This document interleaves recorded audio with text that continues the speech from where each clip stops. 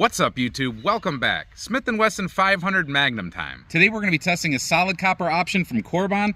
They call it DPX. That stands for Deep Penetrating Expanding. It has a 275 grain DPX bullet. But here's the thing. That 275 grain solid copper bullet that they're using looks an awful lot like a Barnes XPB pistol bullet. That's what that looks like from Barnes. And I can't say that they're 100% identical on the inside, but they are awfully close. They're like 99.8%. So I'm not sure if that's the actual bullet, but I'm pretty sure. Now, I don't know what kind of barrel length they're talking about, but the velocity listed on the box is at 1665 feet per second, and they say that translates out to an energy of 1688 foot-pounds. We'll put that to the test through this chronograph with 5 rounds through this gun onto that B8 target for accuracy and velocity testing. After that, we'll move the chronograph so we can capture the velocity of the bullet we put into gel. We have 3 20-inch clear ballistics 10% gel blocks for a total of 60 inches of gel. I think that'll capture it. Testing explained, let's get to shooting. All right, we got 5 loaded up now. Hopefully I don't shoot the chronograph, and hopefully the chronograph actually behaves. I'm gonna kind of take my time. I'm doing offhand shooting because I don't tend to carry a rest around me anytime I'm gonna be hunting or whatever you do with this kind of stuff. So this is just real life shooting. I'm gonna go single action only.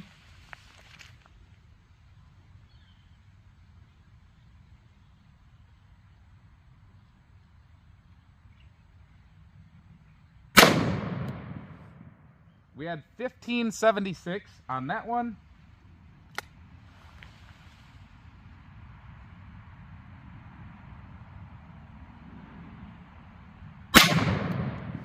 That was on the X right there at 1585. Doesn't feel that bad in the hand. The lighter weight bullet, of course, is helping that. This does have some ports on the top. I'm not sure how much that helps. I'm sure it might help a little bit. I'm just not sure how much.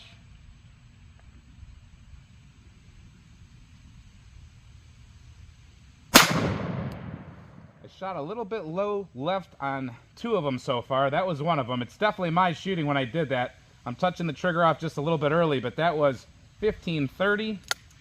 Let me see if I can straighten myself up here.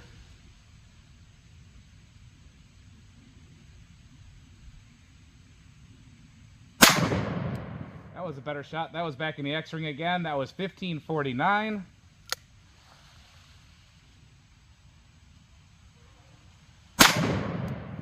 Was a little low. I touched the trigger off early again. I'm not used to this gun today. 1509 on that one. Let's take a look at the target. Now, I shoot a whole lot of different guns, and for some reason this trigger's not getting along with me today, but I can tell you for sure, I know exactly when the trigger touched off is exactly where that round hit. So wherever my front sight was, I knew, before I even looked at the target, I knew that these 2 would be in here, and I knew that one would be dropped to the right and those to the left. So point of aim, point of impact is extremely good with this ammunition and this gun combination at that distance. I forgot to mention I was at exactly pretty much 20 feet. So if I had to pick exactly or pretty much, I would say exactly 20 feet. All right, I fully expect to be picking a gel block up off the muddy ground here very shortly, if not 2 of them. Let's see how this goes. I'm gonna try to just hit it dead center.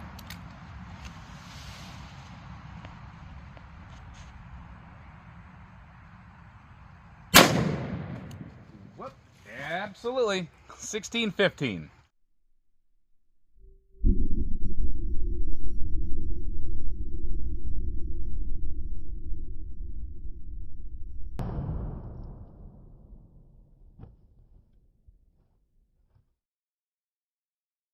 All right, 1615. That cored out one heck of a hole right there in the front of the block. And from the side, we got some pretty good looking stuff. Excuse my shadows here and there. Let me get the focus in, but wow, really nice. You guys saw the temporary wound cavity on the slow motion, and that was really impressive. The permanent wound cavity is no joke. Let me get the tape out. I actually have a tape that likes to stick to the gel blocks now, so you can see that that thing keeps riding that big permanent wound cavity till at least about 11.5 or 12 inches, I'd say, before it settles down to the more piercing wound. It comes to rest at 17.5 inches. And it's totally opened up like a solid copper likes to do. Petaled back, flowered, really nice. But that is a heck of a permanent wound cavity right there at the beginning. Picked that block up and sent it pushing that block, and that block picked up. That one didn't even have a hole in it. It still moved. Coming in from the top, let me see if I can get the lighting correct. It's never good from this angle, but you pretty much see the same stuff coming down here. Not much to be seen different, except for you can see that that bullet is wide open like a flower, like I said. It is impressive. I'm not sure exactly what they intended this round to be at this velocity and this kind of opening and expansion and wound channel. I'm assuming this would be a good one for hunting. But, I mean, you could also, with the recoil not being too bad, I'm not joking, you could just keep that thing loaded for whatever you want, including a gun to grab in case you needed it for self-defense. So this is actually going to spawn off into 2 other videos because I want to take this XPB bullet from Barnes and I want to load it up to the same velocities that they have this loaded up, and I'm going to shoot it again in that gel that I'm going to save, and I'm going to put them side by side, and we're going to confirm whether or not that is this XPB bullet. If it is that XPB bullet, then I really got something cool for you after that. Now keep in mind, there's all sorts of barrel lengths for 500 Smith & Wesson Magnums. This is one of the older ones with the ports. It's like an 8 1/4 or 8 1/2, 8 3/4 something barrel, but there's all sorts of barrels. There's snub nose barrels, there's big long ones. These things come in all shapes and sizes, and you'll get all different kinds of velocities out of all different shapes and size of handguns. So no matter what you would use this round for, at least you got the data for a relatively average barrel size, I would say, for a Smith & Wesson 500 Magnum. Let me know in the comments which you might use this ammo for. I'm not going to do a 500 Magnum ammo test series like we do with a lot of other ammos. We got all kinds of test series out there, but for the Smith & Wesson 500 Magnum, it's always just changing a little bit, and I just like to have fun with it. I don't want to get too serious because not too many people use it for many applications other than fun and hunting. So stay tuned for more Smith & Wesson 500 Magnum testing. Between what I can get at the store and what I can hand load, we got really cool stuff, and we've done really cool stuff. We've even shot 500 Smith & Wesson Magnum Black Talons. Thank you for watching this video, and until we see you next time, stay safe, have fun, and keep shooting.